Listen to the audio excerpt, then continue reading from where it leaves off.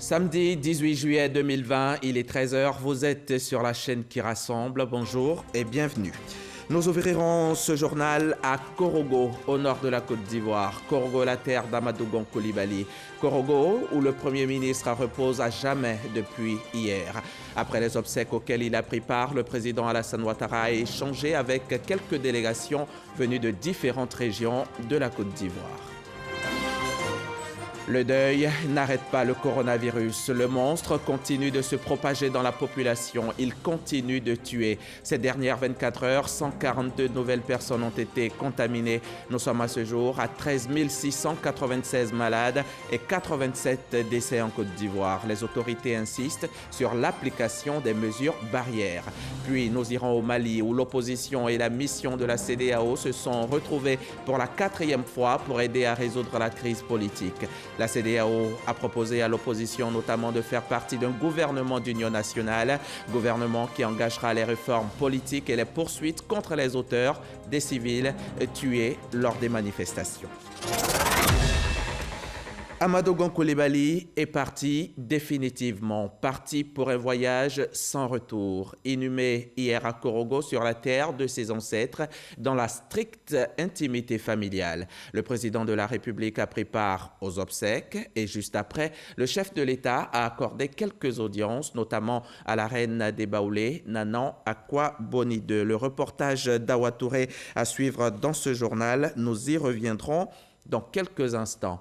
Amadou Gon Coulibaly était musulman. Avant sa mise en terre au caveau familial, il a bénéficié de la prière mortuaire. Cette prière qui est obligatoire pour tout musulman avant son enterrement. Elle a été accomplie après qu'on a lavé, embaumé et enveloppé le corps du défunt. C'était à la grande mosquée de Korogo. Retour sur cette cérémonie empreinte d'émotion avec Mahama Traoré. Il est des vendredis où la foi du croyant musulman se trouve ébranlée par une épreuve difficile à supporter et même à surmonter. Ce vendredi 17 juillet 2020 en est un pour toute la Côte d'Ivoire et les fidèles musulmans réunis à la grande mosquée de Korogo avec à leur tête le chef de l'État Alassane Ouattara. Présents aussi des non-musulmans au rang desquels le président togolais Faure Gnassingbé, la première dame Dominique Ouattara et bien d'autres personnalités.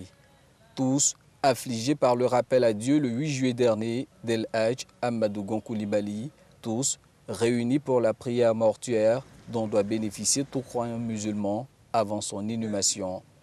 De cette épreuve, il faut tirer des enseignements. Ces enseignements sont livrés dans le sermon du vendredi prononcé par l'imam Ousmane Diakité. Depuis le 8 juillet, en regardant et en écoutant les Ivoiriens et la Côte d'Ivoire, les Ivoiriens dans leur diversité, personnellement, cela m'a inspiré 2 réflexions. La première réflexion, c'est que chacun de nous devait préparer la mort. Deuxième réflexion, que ferons-nous de l'héritage légué à la postérité par Alhaj Amadou Gon Coulibaly? Oui, parce que je pense qu'il a laissé un héritage à la Côte d'Ivoire. Alhaj Amadou Gon Coulibaly a eu une vie utile aux autres. Et le prophète Mohammed, le prophète de la miséricorde, alayhi salatu wassalam, de citer en exemple ce genre de personnes. Il dit, le meilleur des hommes est celui-là même qui est le plus utile aux hommes. Pour avoir mené cette vie utile, Dieu accordera à son serviteur Amadou Gon Coulibaly son agrément, précise le guide religieux, mais l'œuvre du défunt doit demeurer. Nous devons faire l'effort pour que le souvenir des œuvres, de l'exemple d'Alhaj Amadou Gon Coulibaly ne dure pas seulement le temps de nos émotions.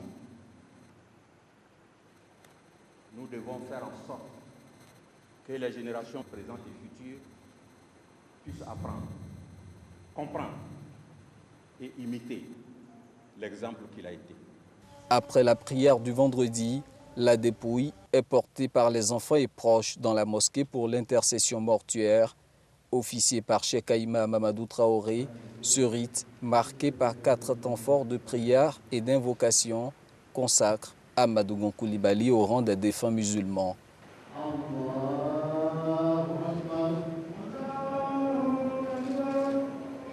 Une prière mortuaire accomplie vaut à chaque musulman une montagne de mérite selon les Saintes Écritures.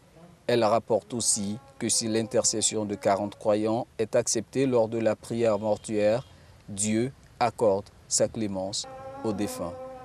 Des croyants, il y en avait des milliers ce vendredi à la grande mosquée de Korogo. Tous ont imploré Allah en faveur d'Amadou Gon Coulibaly avant son départ vers le caveau familial pour être inhumé dans la stricte intimité familiale.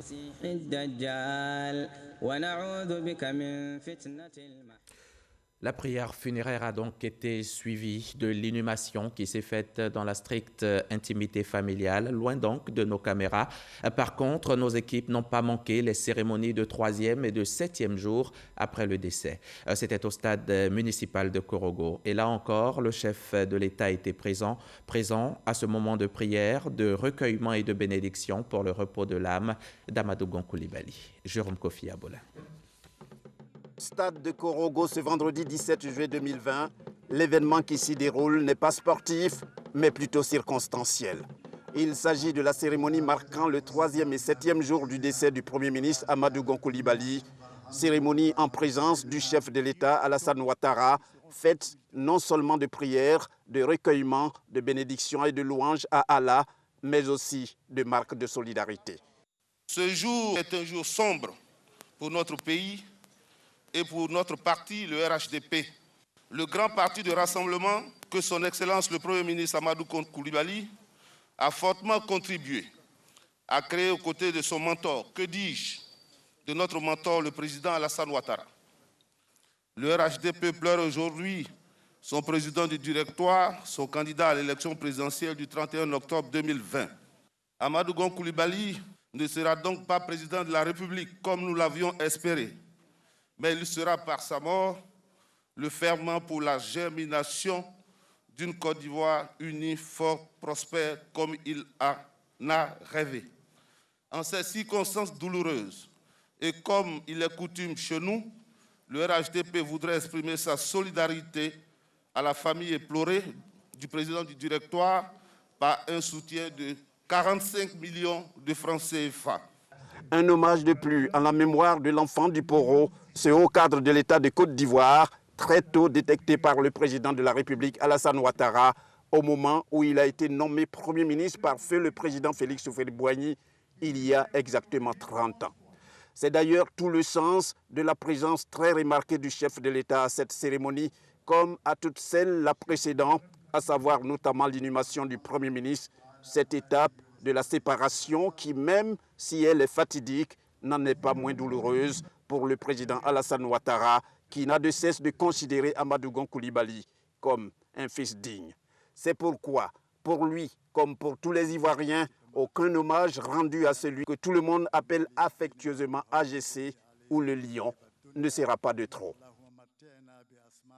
Jérôme Kofi Abolin l'a dit, la mort d'Amadou Gon Coulibaly est particulièrement difficile pour le président Alassane Ouattara. Le chef de l'État dit avoir perdu son jeune frère, son fils, son compagnon fidèle. Le cœur en peine, l'âme broyée par le chagrin, mais la force du chef qu'il est l'aide à supporter le poids de la douleur. Lors de la veillée religieuse et d'hommage au Premier ministre, le président de la République a invité les imams à prier pour le défunt. Plus de 250 imams et guides religieux du COSIM, Conseil supérieur des imams des mosquées des affaires islamiques, réunis au stade municipal de Korogo pour rendre hommage et prier pour le repos de l'âme du Premier ministre Amadou Gon Coulibaly rappelé à Dieu le mercredi 8 juillet dernier. Cérémonie religieuse qui s'est faite en présence du président de la République Alassane Ouattara, de son épouse et de plusieurs membres du gouvernement. Le chef de l'État a exhorté les hommes de Dieu à adresser des prières au Tout-Puissant pour son fils Amadou Gon Coulibaly afin qu'il lui accorde son paradis.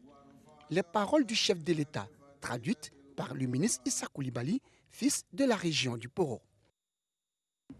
au-delà de ce que vous avez fait ici comme prière, pour continuer chez vous, partout, dans vos offices, à continuer à prier pour son fils, pour le Premier ministre Amadou Gon Coulibaly, afin que son âme repose en paix et que le Firdaus soit sa dernière demeure.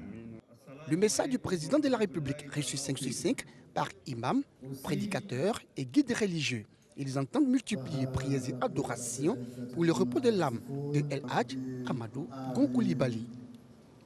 Lorsque le fils d'Adam meurt, son compteur des œuvres s'arrête sauf pour 3 choses. La première, s'il avait enseigné, il avait formé des apprenants, des élèves qui transmettent cette science, il aura le mérite dans la tombe. La deuxième chose, s'il avait fait une aumône permanente, donc qui peut mériter étant dans la tombe. La troisième chose, c'est des bénédictions, des prières que sa famille fait. Donc c'est ce que nous avons fait cette nuit. Ces prières et invocations, saluées par filles et fils du Poro, mais aussi par autorités, élus et cadres venus de différentes régions de la Côte d'Ivoire. Une fois que nos défunts partent, tout ce dont ils ont besoin, c'est nos prières. C'est nos prières. Et je pense que organiser cette veillée sous la présence effective du chef de l'État est vraiment un hommage mérité. C'est un deuil national. Il était important qu'on prenne part à cette prière-là auprès des parents, auprès de la famille et auprès de nos frères et sœurs de Korogo, à qui nous disons encore Yako, et nous continuons de pleurer avec eux jusqu'à ce qu'on envoie notre Premier ministre à sa dernière demeure. Tout le monde est unanime à le reconnaître. La perte est trop grande, trop intense. Donc seules les prières, seules les bénédictions peuvent être très utiles et nous-mêmes nous réconforter. Touché par l'hommage rendu au chef du gouvernement et par la mobilisation exceptionnelle des populations, le président de la République, Alassane Ouattara, a tenu à faire un tour d'honneur pour les saluer et leur exprimer toute sa reconnaissance. Je vous l'ai dit à l'entame de ce journal, à Korogo, le président Alassane Ouattara a accordé quelques audiences, notamment à la reine des Baoulés, Nana Akua-Boni II. Les différentes délégations sont venues apporter leur soutien au chef de la grande famille Peleforo Gon Coulibaly, le président Alassane Ouattara, touché et affligé par la soudaine disparition de celui qui fut son fils et son collaborateur durant 3 décennies, Amadou Gon Coulibaly. La reine des Baoulés, Nana Akua-Boni II, les chefs des cantons et l'ensemble des cadres du grand centre ont pour leur part traduit au président de la République Alassane Ouattara leur compassion et leur solidarité. Nana Akua-Boni II, reine du royaume baoulé. Oui. Malgré les us et coutumes en vigueur en pays baoulé, oui, elle a fait corps avec sa cour, oui, avec l'ensemble de la chefferie baoulé, oui, et l'ensemble de ses fils ministres, oui, cadres et élus du grand centre, oui, pour se déplacer à Korogo. Et elle est venue voir son frère, oui, lui dit Yako, oui, qu'il tienne bon. Elle prie pour que l'Éternel, le Dieu Tout-Puissant, oui, accorde une place de choix à son fils, le Premier ministre Amadou Gon Coulibaly. Oui. Elle demande à son frère de prendre courage, oui, car c'est dans ces moments difficiles, oui, qu'on reconnaît ses amis, oui, ses frères. Elle est là, elle veut réitérer sa confiance qu'elle place dans les liens très forts, oui, qui unissent le président Alassane Ouattara, oui, avec elle-même et son royaume. Merci. Le président me charge de vous dire qu'il exprime sa reconnaissance à Nana, notre reine, sa sœur. Elle lui dit merci pour ses paroles fortes, ses paroles de consolation qu'elle a bien voulu exprimer à elle, à sa cour, à l'ensemble des cadres qui accompagnent Sa Majesté président veut exprimer sa grande reconnaissance, sa reconnaissance la plus émue. C'est Dieu qui fait tout. Autant nous l'aimons, nous pensons que Dieu aussi l'aime par-dessus tout et qu'il a plu à Dieu de le rappeler. En ce moment de grande désolation, la visite de sa sœur, accompagnée d'une si forte délégation de tout le royaume baoulé, composé de 300 personnes, le réconforte. Cette visite montre que les liens séculaires qui unissent le peuple baoulé au peuple sénoufo, qui unissent la famille Gon, Peleforo, dont le patriarche a été le parrain du président Houphouët-Boigny, ces liens-là demeurent et que Nana la reine l'entretient. La délégation de la région du Tongpi, conduite par le général Wagondo Diomandé, est aussi venue réconforter le président de la République et l'assurer du soutien total du peuple dans. Monsieur le Président, je suis venu pour vous dire, aujourd'hui, nous pleurons même plus que nos frères, nos alliés. C'est nos faux. Le Premier ministre, Gon Coulibaly, est venu chez nous. Il est venu chez nous et nous l'avons pris comme notre fils. Donc, au nom de tous les cadres présents ici et au nom de tous les chefs qui sont là, ils vont essayer de témoigner ce que je suis allé dire. Et nous allons essayer de répéter à notre retour aux parents au village ce que nous sommes venus vous dire.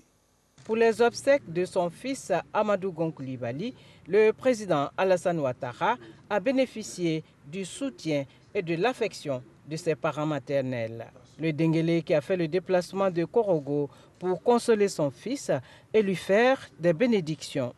Et comme il est de coutume, le chef de l'État a demandé au ministre d'État Ahmed Bakayoko de faire le point sur le déroulement des cérémonies et les différentes rencontres à la délégation du Denguélé. Vous, c'est au dîner.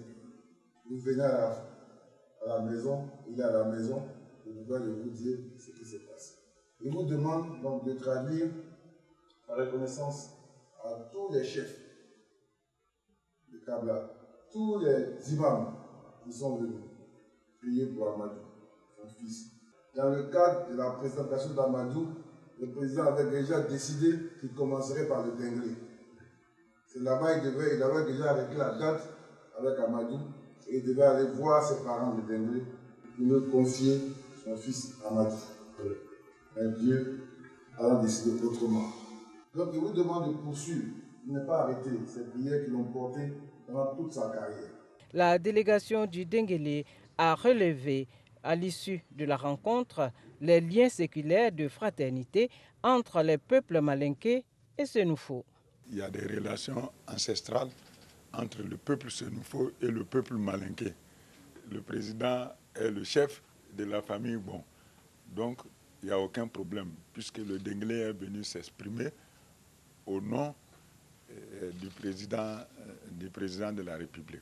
Entouré de la chaleur de ses parents maternels, le président de la République a passé sa deuxième soirée à Korogo, sur les terres du patriarche Peleforo Gon Coulibaly, après l'ultime séparation entre lui et son premier ministre Amadou Gon Coulibaly, un collaborateur sincère et loyal, son fils. La mort n'est qu'un moment de la vie pour celui ou celle qui a su aimer et être aimé. Amadou Gon Coulibaly a été aimé de son vivant. En témoignent ses obsèques et la qualité des personnes qui y prennent part. La reine du peuple baoulé, par exemple, a fait le déplacement de Korogo, conduisant une forte délégation. Sa Majesté Nana Akua-Boni II est allée soutenir la famille Gon Coulibaly dans cette épreuve difficile. Le témoignage de Kader Sogodogo. Korogo, quartier Soba, place Gondala, résidence familiale de Gon Coulibaly. C'est ici qu'a vécu le patriarche Peloforo Gon Coulibaly. C'est ce lieu également que la reine des Baoulés, Sa Majesté Nana Akwa-Boni II, a choisi pour venir présenter ses condoléances à la famille du Premier ministre Amadou Gon Coulibaly. Une forte délégation avec l'ensemble des 39 chefs de canton du V-Baoulé ainsi que les élus et cadres qui, à l'absence de leur aîné Jano Aoussou Kouadio, comportaient tous les ministres issus du terroir. Des dons de la reine en nature, dont un seul, et en numéraire 7 millions de francs CFA. La reine a tenu, avant de quitter Korogo, à saluer la mère du défunt Adja Fatmata Coulibaly, ainsi que la veuve Assetou Gon Coulibaly. Le V-Baoulé se tient aux côtés de la famille. Un seul souci, honorer la mémoire de son fils. Un seul souci, être aux côtés de la famille pour prendre sa part de deuil. Un seul souci, dire Iyako à toutes et à tous, parce que l'essentiel, c'est cela. Les Atchans, dont le défunt est membre d'une génération, sont aussi venus pour porter leur deuil. Nous sommes à Korogo en nous considérant comme membres de la famille, parce que c'est le défunt est notre frère. Une fois que chez nous, tu as participé à la fête des générations, tu es intégré une génération, une famille, ce n'est plus un ami, c'est un frère. Nous sommes donc ici pour prendre notre part dans les obsèques de notre Premier ministre qui est notre frère. Le Premier ministre Gon appartient à la génération Doubo, la catégorie Doba. Amadou Gon Coulibaly, le lion, a été inhumé ce vendredi 17 juillet 2020 en début d'après-midi dans la stricte intimité familiale. Sa Majesté Nanamboa Kwasi III est le roi de l'Indénié Djuablin. Lui non plus n'a pas voulu rester en marge de cet hommage national, cet hommage à un digne serviteur de l'État. Également à la tête d'une délégation nombreuse et de haut niveau, le roi est allé présenter ses condoléances et sa compassion à la famille éplorée. On retrouve par Gassoro Kone.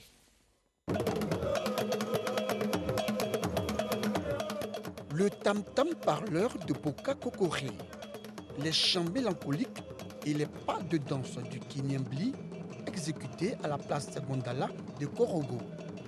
C'est que les représentants du roi, Sa Majesté Nanamboa Kwasi III, roi de l'Indénié Djuablien, sont présents dans la capitale du Poro. Ils sont venus présenter leurs condoléances à la famille du Premier ministre Amadou Gon Coulibaly. Notre présence d'abord, elle s'est fait à 3 titres. Le premier titre, la Côte d'Ivoire a perdu un grand homme. C'était le Premier ministre de la République de Côte d'Ivoire depuis plus de 3 ans. Homme politique depuis plus de 27 ans. Donc voilà, donc c'est le premier titre, donc ça doit être là, l'Indénié doit être là. Second titre, c'est quand même aussi le fils du roi de l'Indénié. Il y a des relations très fortes entre le royaume de l'Indénié et le peuple sénoufo, donc qui date depuis 250 ans. Donc vu ces relations, on ne pouvait pas ne pas être présent. Puis moi, un troisième titre plus personnel, le Premier ministre Amadou Gon est mon patron, puisque je suis ministre de son gouvernement depuis près de 2 mois, donc je devais être là aussi pour mon patron. Le déplacement et les paroles fortes de la délégation du roi Nanamboa Kwasi III, saluées par la famille du chef du gouvernement et par le chef des cantons de Korogo. Ils n'ont pas manqué de traduire toute la gratitude des populations du district des Savanes au roi et à sa délégation. Pour ces hommages rendus au digne fils du Poro, la grande famille Gon s'est dit honorée par cette marque de considération, cet acte de solidarité, de fraternité et d'affection à leur endroit. En plus de la délégation du roi, les chefs traditionnels d'autres régions de la Côte d'Ivoire sont venus rendre hommage à l'illustre disparu. Souviens-toi qu'au moment de ta naissance, tout le monde était dans la joie et toi dans les pleurs. Vis de manière qu'au moment de ta mort, tout le monde soit dans les pleurs et toi dans la joie. Amadou Gon Coulibaly part en joie. La joie d'avoir bien vécu, la joie d'avoir servi son pays. Et naturellement, son départ jette l'abattement et la consternation dans le pays. Un deuil qui a au moins le mérite de raviver l'unité nationale. La MUPENETSI, c'est la mutuelle des personnels du ministère de l'Éducation nationale et de l'enseignement technique de Côte d'Ivoire. Pour ses membres, la disparition d'Amadou Gon Coulibaly est une grosse perte, eu égard aux nombreuses actions menées par le Premier ministre pour le bien-être des acteurs du système scolaire et surtout des enseignants. Ils ont tenu à rendre hommage à l'illustre disparu. Au micro RTI 1 de Mamadou Kwasi. En ces circonstances douloureuses, Mes pensées vont d'abord à la nation ivoirienne qui perd l'un de ses plus illustres serviteurs, ensuite à sa famille biologique dont il était attaché au prestige du nom, à savoir Gon Coulibaly. Enfin, à la classe politique ivoirienne en général et au RHDP en particulier, avec à sa tête le président de la République, son Excellence Alassane Ouattara, qui, comme il a lui-même signifié, perd son plus proche et son plus loyal collaborateur. Les enseignants, quant à eux, perdent un grand défenseur de leur dossier. Feu Gon Coulibaly a été en effet, après le chef de l'État, l'acteur majeur du projet immobilier de 15 000 logements sans apport initial en location vente et clé en main, initié par le gouvernement au profit des enseignants et piloté par l'ami Pemenesi, dont je suis le président. Et c'est à croire que 2020 rime avec souffrance, avec deuil, avec pleurs. Alors qu'on n'a pas encore pu sécher nos larmes, un autre deuil vient de frapper la Côte d'Ivoire. Monseigneur Pierre-Marie Coty est décédé hier soir à l'âge de 93 ans. Évêque de Daloa jusqu'en 2005, Pierre-Marie Coty est co-auteur de l'Abidjanaise, l'hymne national de la République de Côte d'Ivoire. Grâce Kando. Monseigneur Pierre-Marie Coty, évêque émérite du diocèse de Daloa, n'est plus. Il est décédé ce vendredi à Abidjan dans une clinique de la place dans sa 93e année. Né le 2 novembre 1927 à Anyama-Adjamé, son village, Monseigneur Pierre-Marie Coty a été ordonné prêtre de Jésus-Christ le 19 juillet 1955 au petit séminaire de Bingerville par le cardinal Bernard Yago. Après 20 ans de vie sacerdotale, il a été nommé évêque par le pape Paul VI le 20 novembre 1975 et ordonné le 4 janvier 1976 à la cathédrale Christ-Roi de Daloa par le cardinal Bernard Yago. Monseigneur Pierre-Marie Coty assume cette charge pastorale jusqu'au 22 mars 2005, soit 30 ans de vie épiscopale. Avant sa retraite, il a occupé plusieurs fonctions dans l'Église. Il fut vicaire général de l'archidiocèse d'Abidjan, membre consultatif de la Commission pontificale des moyens de communication sociale à Rome. Au niveau civil, le 6 novembre 2013, il a été fait commandeur dans l'Ordre du Mérite ivoirien en tant qu'auteur-compositeur des paroles de l'hymne national de Côte d'Ivoire.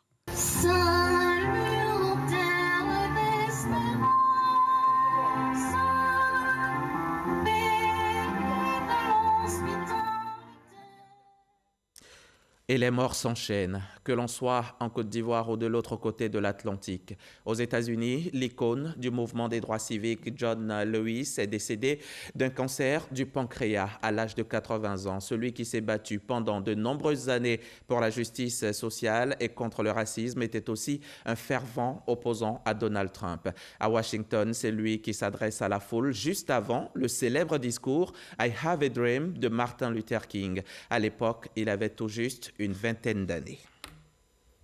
Et la Covid qui ne prend pas de vacances, décidément. Pas de répit, la maladie évolue, le virus avance et continue de faire mal.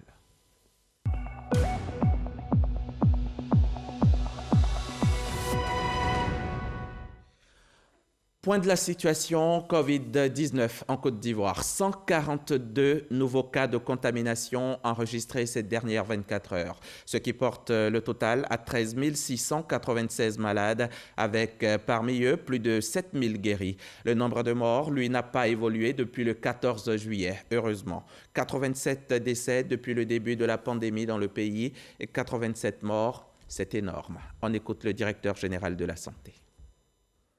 Le ministère de la Santé et de l'Hygiène publique a enregistré ce jour, vendredi 17 juillet 2020, 142 nouveaux cas de Covid-19 sur 742 échantillons prélevés, soit 19% des cas positifs. 244 guéris et 0 décès. À la date du 17 juillet 2020, la Côte d'Ivoire compte donc 13 696 cas confirmés, dont 7 607 personnes guéries, 87 décès et 6 002 cas actifs. Le nombre total d'échantillons est de 81 379. Le ministre de la Santé et de l'Hygiène publique rappelle que la maladie est présente sur notre sol et continue sa progression au sein des populations. Il en appelle à la discipline et à la responsabilité de tous et de chacun dans cette lutte, car nous pouvons tous être contaminés. Le ministre de la Santé et de l'Hygiène publique exhorte les populations au lavage fréquent des mains à l'eau et au savon et au port du masque dans les lieux publics afin de nous protéger et de protéger les autres. Coronavirus ou pas, l'élection présidentielle du 31 octobre prochain aura bel et bien lieu. En tout cas pour l'heure, le calendrier électoral de la CEI continue d'être respecté à la lettre. L'institution invite d'ailleurs les partis et groupements politiques ainsi que les potentiels candidats à l'élection du président de la République, conformément à l'article 6 du décret numéro 2020-568 du 13 juillet 2020 fixant les modalités d'organisation de la collecte des signatures pour le parrainage en vue de l'élection du président de la République, à communiquer dans les meilleurs délais la liste de leurs coordonnateurs centraux à son secrétariat permanent, à son siège, boulevard Latrille, carrefour d'Uzo, résidence Angois. Elle rappelle par ailleurs que la période de réception des candidatures à l'élection du président de la République est ouverte depuis le 16 juillet 2020 et que toutes les informations afférentes à la composition du dossier de candidature et au parrainage citoyen notamment sont disponibles sur son site internet www.cei.ci. Au Mali, l'opposition et la mission de la CEDEAO se sont retrouvées pour la 4e fois hier vendredi pour aider à résoudre la crise politique. Les experts de l'institution sous-régionale ont proposé à l'opposition notamment de faire partie d'un gouvernement d'union nationale qui engagera les réformes politiques et les poursuites contre les auteurs des civils tués lors des manifestations. Il a été question des législatives contestées. L'opposition réserve sa réponse officielle mais laisse déjà entendre qu'elle n'est plutôt pas satisfaite, alors que pour l'imam Mahmoud Diko, le dialogue est encore possible. Voilà qui met un terme à ce journal. Merci de l'avoir suivi et sachez que la vie se doit d'être vécue pleinement dans l'amour et la noblesse. Merci encore, à demain et n'oubliez pas les gestes barrières, les gestes qui sauvent.